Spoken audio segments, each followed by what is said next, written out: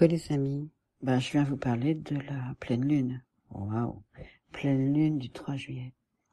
Et alors comme d'habitude, j'ai pas eu envie de faire un plan. Ça, c'est quand même assez ouf chez moi de pas vouloir faire ça comme ça. C'est-à-dire que j'ai envie d'allumer mon téléphone en micro et de partir sur le truc sans plan en fait. Dans la spontanéité, donc c'est comme ça, hein, on y va comme ça. Ok. J'ai même pas réécouté ce que j'ai dit la dernière fois, mais je sais que la dernière fois il y avait quand même un jeu entre Mars-Vénus qui se retrouve dans la zone de rétrogradation future de Vénus et qu'ils étaient en contact avec la zone de rétrogradation du Gémeaux. C'était Mercure qui était dans la zone de rétrogradation de Mars et le Soleil et la Lune, la conjonction Soleil-Lune de cette nouvelle Lune en Gémeaux en sortait, puisqu'ils étaient à 26 degrés, c'est-à-dire 1 degré après cette grande zone de rétrogradation de Gémeaux, en Gémeaux, où Mars est resté 6 ou plutôt 8 mois. Et ça a été quand même énorme, d'accord. Il est rentré dans le signe du Gémeaux le 19 août 2022 et il l'a quitté finalement il n'y a pas si longtemps que ça, vous voyez. Donc Mars est resté très longtemps et maintenant Mars est en conjonction avec Vénus. Alors, ce que je n'ai pas vraiment dit la dernière fois, c'est que Saturne, le jour de la nouvelle lune, devenait rétrograde. Ce qui est quand même dingue, parce que j'ai dit qu'il arrivait au dernier degré de sa zone de rétrogradation, mais il est devenu rétrograde. Et ça, c'est quand même énorme. Alors, je vais passer un petit peu du temps sur Saturne. Ok, Saturne en Poisson. Pourquoi ? Parce que Saturne, c'est celui... Alors, je vais beaucoup me répéter, et c'est pas grave. J'ai décidé que ce n'était pas grave.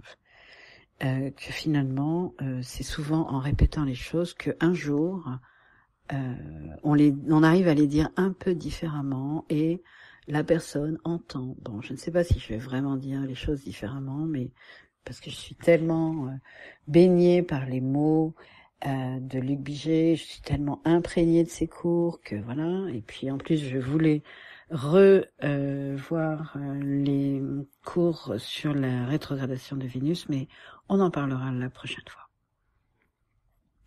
Alors, ce Saturne rétrograde en Poisson, vous savez que Saturne... Alors déjà, qui a un Saturne rétrograde dans son thème natal est quelqu'un qui renouvelle complètement son identité. Jung est un bon exemple de cela. Il avait un Saturne rétrograde dans son thème natal et c'est quelqu'un qui a complètement renouvelé son identité. Avec Saturne rétrograde, on apprend à dire non N-O-N. Pourquoi ? C'est parce que en disant non N-O-N, on porte son nom N-O-M. Et un Saturne rétrograde va avoir tendance à renouveler son identité et ne plus se caler sur les valeurs ni de la tradition, ni de l'éducation, mais comme si il allait chercher à l'intérieur de lui, ce Saturne rétrograde, quelque chose qui mature, quelque chose qui est en train de se former, qu'il cherche, qui n'existe pas encore. Et c'est pour ça que les gens qui ont des planètes rétrogrades sont un peu en galère par rapport aux planètes directes. C'est parce que ils ont quelque chose à l'intérieur d'eux-mêmes qu'ils doivent offrir au monde. Quelque chose à nul autre pareil. Et ça prend pas... On se pose des questions que les autres ne se posent pas. Hein, avec un Mars rétrograde, on est vraiment, malaxé comme pétri par notre énergie entre l'inertie, l'action. Il y a tout un travail sur l'énergie, mais pour mettre l'énergie au service de quelque chose qui a vraiment du sens pour soi. Avec une Vénus rétrograde, on va être en train de se questionner sur qu'est-ce que l'amour et une nouvelle manière d'aimer. Vous voyez, et Vénus va devenir rétrograde. Hein. Alors j'ai pris les notes. C'est le 27 juillet qu'elle va devenir rétrograde. Mais Saturne rétro, lui, il l'est depuis le 18 juin, mais il va l'être jusqu'au 3 novembre 2023. Donc ça va bien nous occuper cette histoire-là. Donc je repars sur Saturne rétrograde. Saturne rétrograde, c'est un Saturne qui donc renouvelle son identité indépendamment des traditions, indépendamment de l'éducation. C'est vraiment une reconstruction à partir du soi. Et c'est ça qu'il est important de comprendre, c'est que déjà, Saturne rétrograde, c'est ça le sujet. Mais en plus, Saturne en Poisson, c'est quand même très fort. Pourquoi ? Bon, on dit de lui qu'il n'est pas en force en Poisson. Moi, je trouve qu'il est très bien en Poisson.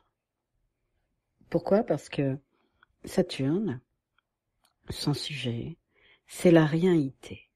C'est la présence du rien. C'est se connecter à la présence du rien. Et une fois qu'on a répondu à la question « Qui suis-je ?», faisant référence évidemment à toute la culture indienne, de je suis cela, hein, la non-dualité, l'Advaita Vedanta, etc. Alors, Ramana Maharshi et compagnie. Alors je dis et compagnie, je les connais pas super bien, ok, je vais pas me la péter avec ça. En gros, je découvre même, et je suis hallucinée, je vais vous dire un truc, parce que je prends des textes dans le à propos que j'ai mis, moi que j'ai écrit il y a pas mal d'années sur mon blog, et je vois à quel point je suis sur cette veine-là, alors que je n'en avais pas finalement découvert les maîtres. Et donc j'ai galéré.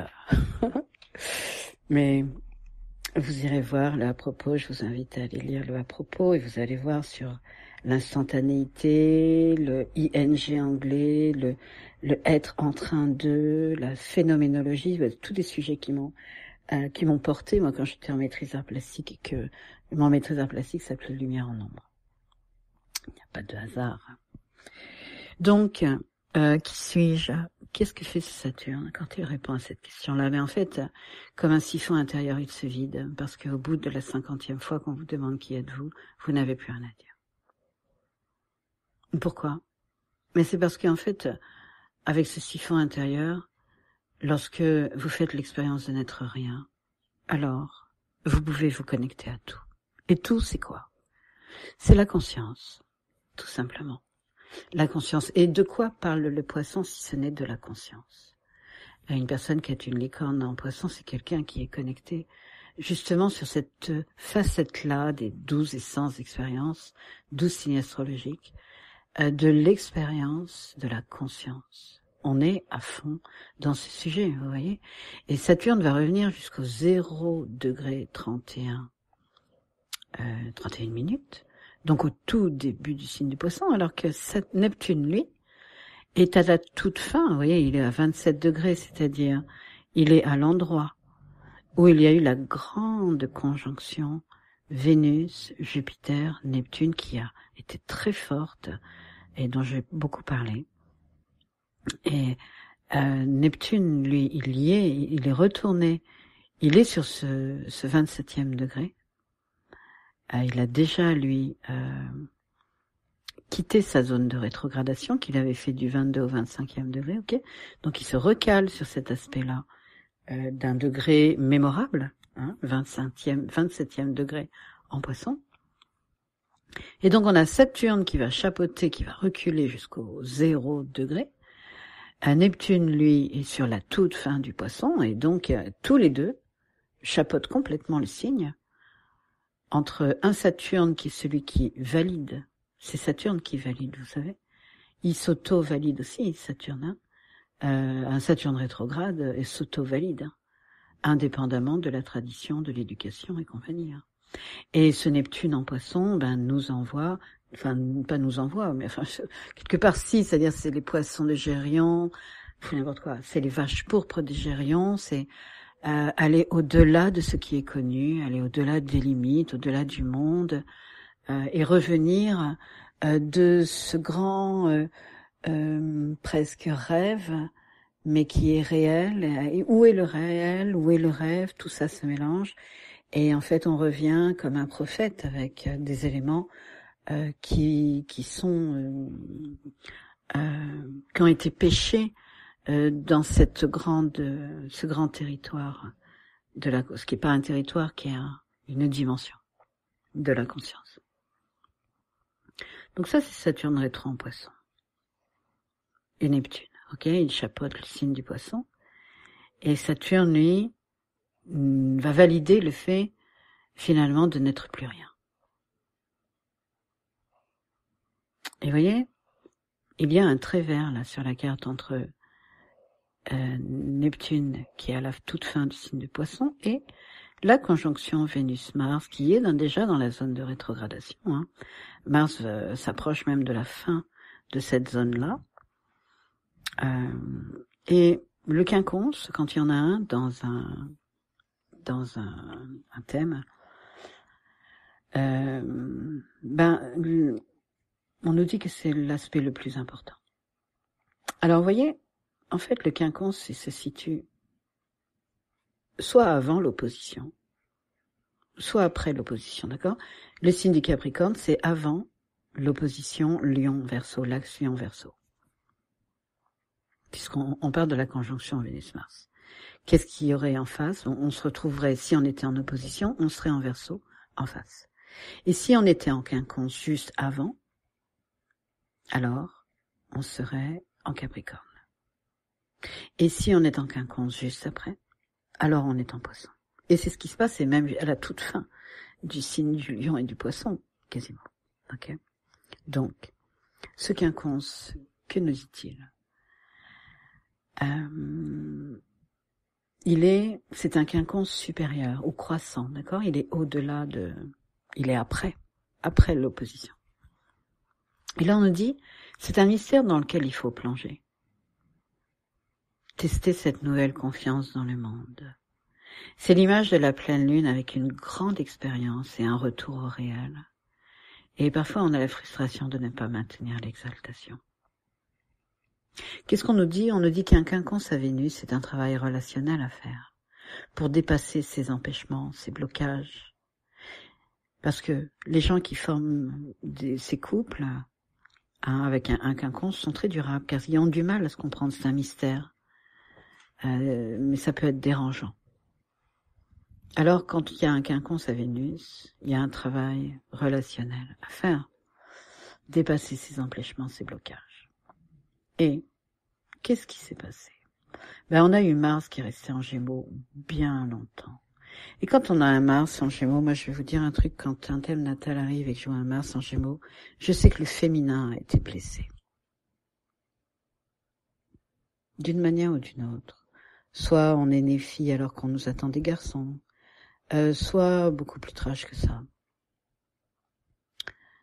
Bref, un féminin blessé, voyez. Et là, on se retrouve avec une conjonction Vénus-Mars. Alors, j'en ai déjà parlé, une conjonction Vénus-Mars, dans un thème natal, toujours.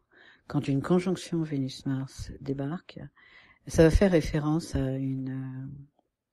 un épisode de la mythologie, où Mars et Vénus se font griller par Héphaïstos, le mari de Vénus, et il va y avoir des sujets toujours, dans les thèmes, quand c'est un thème natal d'analyse, qu'il y a une conjonction Vénus-Mars, il y a toujours des questions de tromperie et du fait d'être démasqué. Ouais. Bon, alors, le féminin, c'est quoi? On va dire que avec le féminin, on est dans le sujet de la confiance. Alors, je parle du féminin de l'être. Hein. On va être dans des valeurs d'accueil, de confiance. Et cette confiance-là, vous voyez, on l'a travaillée en taureau, avec le nœud nord qui était en taureau depuis, je ne sais plus, j'avoue que je ne sais plus combien de temps reste le nœud nord. Je crois que c'est genre 2 ans et demi, mais je ne sais plus. Et nœud nord en taureau, on a été invité à travailler sur le fait de faire confiance dans la vie. Pas dans ce que le personnage voit de la vie, hein, dans la vie en général, faire confiance dans la vie. Et je vous ai déjà parlé des 3 pommes du jardin des Hespérides où nous allons, avec le signe du taureau, chercher ce qui représente Sat, Chit, Ananda, la pure conscience, la pure présence, la pure béatitude.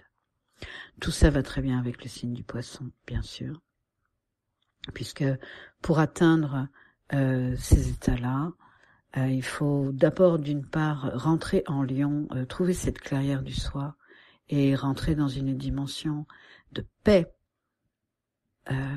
totale. Un lieu refuge à l'intérieur de soi, qui est un lieu de paix totale qui ne souffre d'aucune vibration finalement, d'aucune altération. Il est éternel, immuable.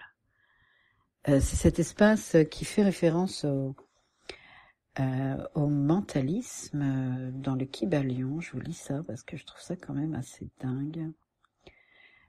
Je vais le retrouver là d'un coup d'un seul. Et bah pas du tout. Attendez, si je vais le retrouver. Donc c'est dans la boutique, le coffret des vérités, ça fait référence aux 7 principes du Kybalion. Et toc, je vous lis une phrase qui fait vraiment penser à ça. D'ailleurs, le premier audio de ce coffret est offert, donc je vous invite à aller le voir. Et donc, le premier principe, c'est, à contrario de la matière qui est vibrante, en contrepoint des univers tourbillonnants, souffle l'esprit du tout, qui est de nature infinie, immuable, immobile, absolue, éternelle. C'est l'âme vivante infinie, le tout est esprit, l'univers est mental. Ça fait référence à cet espace-là. Je vous redis, une nature que nous sommes, une nature infinie, immuable, immobile, absolue, éternelle. Voilà ce qu'on va chercher dans le signe du lion. On va le chercher, et c'est le premier travail, c'est-à-dire que celui-là, si celui-là n'est pas fait, aucun autre ne peut être fait quelque part. Et cet espace-là, c'est l'espace de votre, j'ai envie de dire, de ce que vous êtes vraiment, de votre nature véritable. Ok. Donc ça, c'est le lion. Et ce quinconce, alors, ce quinconce qui est, oui, alors, non, je lâche le quinconce, on en reparlera tout à l'heure, ou pas d'ailleurs, mais je reviens sur le nœud nord, nœud sud. Là, tout d'un coup, on bascule. On a changé d'axe. On n'est plus nœud nord, taureau, nœud sud, scorpion, comme on l'était depuis longtemps. Maintenant, on est nœud nord, bélier, nœud sud, balance. Bon, ça renvoie d'une façon personnelle, éventuellement à des mémoires de dépendance affective et tout ça, mais surtout, ce dont ça nous parle, c'est avec ce bélier, cette notion de spontanéité, cette notion de la vie qui est en train de penser, en train de nous faire penser, ou en train de nous faire agir, en train de nous inspirer. Vous voyez, c'est la spontanéité. Et ça, c'est une des caractéristiques, finalement, de ce rapport à l'éveil spirituel qui est le fait de se laisser traverser et de n'être plus. Saturne en poisson, n'être plus. N'être plus pour se laisser traverser dans cette spontanéité, cette forme en ing, cette forme en train de. Alors c'est vrai qu'on n'a pas en français cette formule-là qui n'existe pas. À la place de ça, on a un mot hyper pompeux qui est la phénoménologie. Mais je trouve qu'on retrouve le rayon sacré, c'est la volonté en action, l'amour en action, la pureté en action, vous voyez, c'est les rayons sacrés en action. et qui nous traverse. Ça passe à travers nous. D'ailleurs, de la même façon que les archétypes passent à travers nous et que il est tout à fait possible de retrouver dans votre thème un archétype mythologique qui se vit clairement, hein, que vous le vouliez ou non. Hein. Dire, on peut retrouver Héphaïstos, Prométhée, le parcours d'Hercule, tout ça on retrouve dans votre thème d'ailleurs. La licorne actuelle, c'est-à-dire lune noire est en taureau, c'est-à-dire que les personnes qui naissent en ce moment auront des parcours héroïques et auront les 12 travaux à se taper. Hein. Parcours d'éveil, les amis. Ok, donc, dernier aspect dont je voudrais parler, c'est qu'on a un aspect rouge, si vous regardez la carte,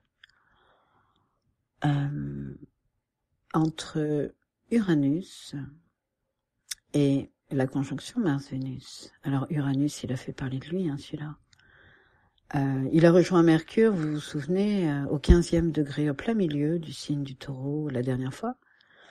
Non, pas la dernière fois, non, je déconne, c'est pas possible, il va pas aussi vite, Uranus. Mais pendant une nouvelle lune ou pleine lune, on a eu un 15 de... ils se sont retrouvés. La zone de rétrogradation d'Uranus allait jusqu'au 15e degré.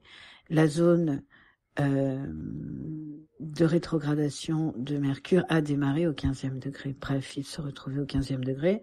D'une certaine façon, voilà.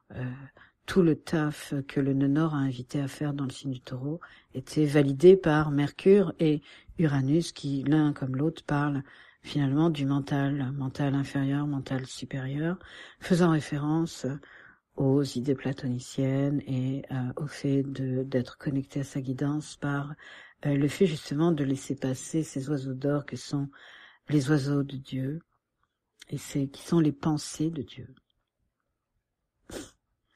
Les pensées de Dieu, c'est-à-dire, tiens, quelque chose de complètement improbable qui vous vient, qui passe dans votre tête au moment où vous êtes en train de faire la lessive, la vaisselle, conduire. Tiens, et si? Faites-le. Testez cela. Donc, il y a un aspect challengeant entre les deux, un carré qui est croissant, c'est-à-dire que la conjonction Vénus-Mars ira plus vite qu'Uranus, donc on va ouvrir les degrés, d'accord? Et ce qui, d'une certaine façon, renvoie à une remise en question. On n'est pas tellement surpris avec Uranus de remettre en question. Remettre en question quoi? Eh ben, ce Mars en Lion qui ne se bouge que s'il a un intérêt propre, sinon aucune envie, et c'est-à-dire l'élan du cœur finalement, qui ne répond qu'à l'élan du cœur, et ouf, si on arrivait à vivre que comme ça, ce serait merveilleux. Cette Vénus en Lion qui est capable d'ouvrir un cœur incroyable, on est dans le cœur avec eux, hein, dans le Lion, on est dans vraiment cet espace du cœur qui s'ouvre, parce que les travaux spirituels ne servent qu'à ça, hein. Quand je dis travaux, c'est en référence aux 12 travaux d'Hercule, c'est-à-dire aux 12 signes du zodiaque. Et ils servent à ouvrir son cœur dans l'idée, si vous voulez, que demeurer sensible tout en ayant revêtu cette peau d'invulnérabilité qui est le premier travail, le lion de Némée, avoir revêtu sa peau d'invulnérabilité pour aller faire ce boulot et qui se clôt d'ailleurs par l'axe Taureau-Scorpion que là nous venons de clore, hein, puisque maintenant le nœud nord est en Bélier et qu'on redémarre un cycle, un énorme cycle, hein. Ok. Et un nœud nord en Bélier, on va chercher la spontanéité, les amis, parce que c'est dans la spontanéité que cet élan de la source qui vous traverse se manifeste et danse avec vous. Voilà. Je laisse à part toutes les questions d'actualité, je n'ai pas envie d'en parler. On termine juste sur l'axe, évidemment, de notre Soleil-Lune. Mercure est conjoint au Soleil. Ça met de la lumière sur cet axe ça nous renvoie aussi, d'une certaine façon, à ce mental, ou ce Mercure, c'est-à-dire celui qui fait le lien entre tous les espaces et toutes ces dimensions. Et là, on est donc à Soleil en Cancer, Lune en Capricorne, c'est l'axe, souvent on dit famille-travail, c'est l'axe intime et élévation, aller au sommet de soi-même avec le Capricorne. Et cet axe-là nous demande aussi une forme de justesse. C'est ce que nous parle, c'est ce que nous dit le nouvel axe Bélier-Balance des Nonores. Il nous demande la justesse entre action et contemplation. C'est vraiment l'axe de la justesse. Voyez, et souvent l'axe Cancer-Capricorne, c'est aussi un axe de justesse entre le fait de répondre à des besoins qui sont nos besoins intimes, mais intimes, c'est-à-dire en intimité avec le réel. C'est ça l'idée, en intimité avec le réel. Et le Capricorne, lui, il accepte de mettre son soleil, de porter ce sanglier d'Érimante, c'est Apollon, de le mettre et de faire confiance et d'être poussé par son futur. Alors, il y a une valeur qu'on va chercher dans l'intime, mais être, je répète, dans cette intimité avec le réel, qui est ouvert par Saturne, qui suit cette réalité, ce siphon intérieur. Je vais chercher cette intimité avec le réel, et cette intimité-là, elle prend tout son sens avec le signe du Capricorne en face, où enfin la conscience, Apollon, donc le soleil, habituellement, là c'est la lune, nous renvoie au fait de laisser là les affres de l'humanité de l'homme pour monter envers cette, je peux pas dire destin, mais cet élan de la source qui se vit et qui se déploie dans le maintenant. Il y a un truc comme ça avec l'axe Cancer-Capricorne. On est dans le maintenant.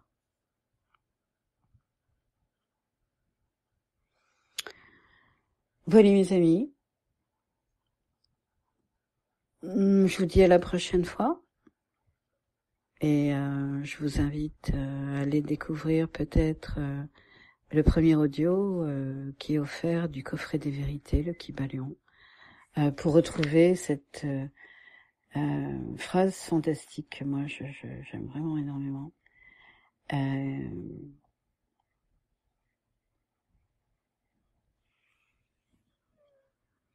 L'esprit du tout, souffle, là où souffle l'esprit du tout, qui est de nature infinie, immuable, immobile, absolue, éternelle. C'est l'âme vivante infinie, le tout est esprit, l'univers est mental. Je vous embrasse très fort. Je vous dis à tout bientôt, et quand même en disant l'univers est mental, je pense à Mercure qui est conjoint au Soleil. Je vous embrasse les amis, à tout bientôt. Bye bye.